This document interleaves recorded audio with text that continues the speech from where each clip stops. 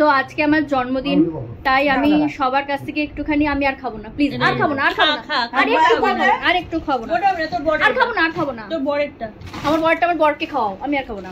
তো আজকে আমার জন্মদিন, তো সবার কাছ থেকে একটু বক্তব্য শুনবো। তো প্রথমেই শুনবো আমার ছোট বোনের কাছ থেকে একটু মতামত। আমার ছোট বোনজির জন্মদিন, শুভ জন্মদিন। আমরা ভীষণ এক্সাইটেড ছিলাম, তারপর ভীষণ ভাবে আনন্দ পেলাম। হঠাৎ একটা সারপ্রাইজ আমাদের কাছে, খুব আনন্দ সহকারে উদযাপন হলো। এই আর কি বলবো। এবার চলে যাবো হচ্ছে, ভালো থাকে। এবার চলে যাবো, বলো। এটা হলো আমার বোনের জন্মদিন, আমরা কিছুই জানতে পারিনি, হঠাৎ রাত্রিবেলা আমাদের এই হলো। যা হোক একটা ছোটখাটো আয়োজন করতে পেরেছি, এটাতে আমাদের বিরাট আনন্দ। ব্যাস। তোমার কিছু বলার আছে? তোমার কিছু বলার আছে? এই মহিলার কোনো কিছু বলার থাকে না। আর আপনার কিছু বলার আছে? মহিলা সুন্দর হয়েছে, আমার খুব ভালো লাগলো, আনন্দ লাগলো। আপনার সবসময় ভালোই লাগে। আপনার কিছু বলার আছে? আমার কিছু বলার নেই। আচ্ছা, আমাদের এই যে আমাদের হতে চলেছে উডবি জামাই, চলে এসেছে জামাই আমাদের মধ্যে। আপনার কিছু বলার আছে দাদা? বলুন। Happy birthday. আমরা থ্যাংক ইউ।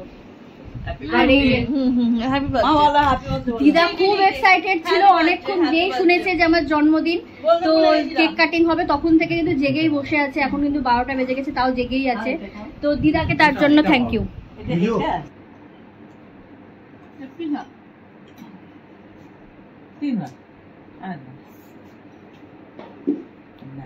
ভালোই দেখি। আমার সাথে সাথে তোমারও একটা নতুন জন্ম।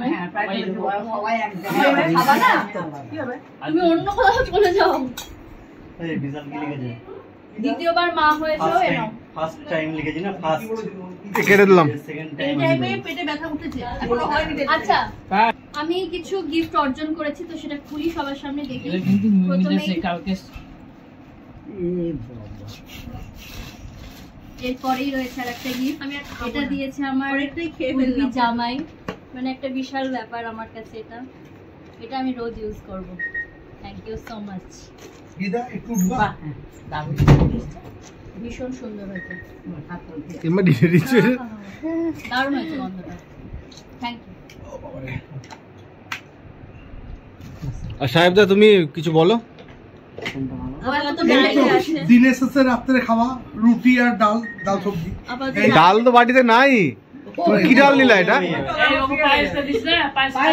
সারাদিন পরে অর্জন করেছে এইটুকু, মানে দুটো রুটি আর একটু ডাল।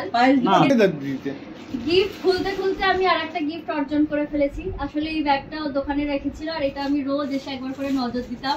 বেচারা এটা আর বিক্রি করতে পারেনি, তাই এটা আমার কাছে এলো।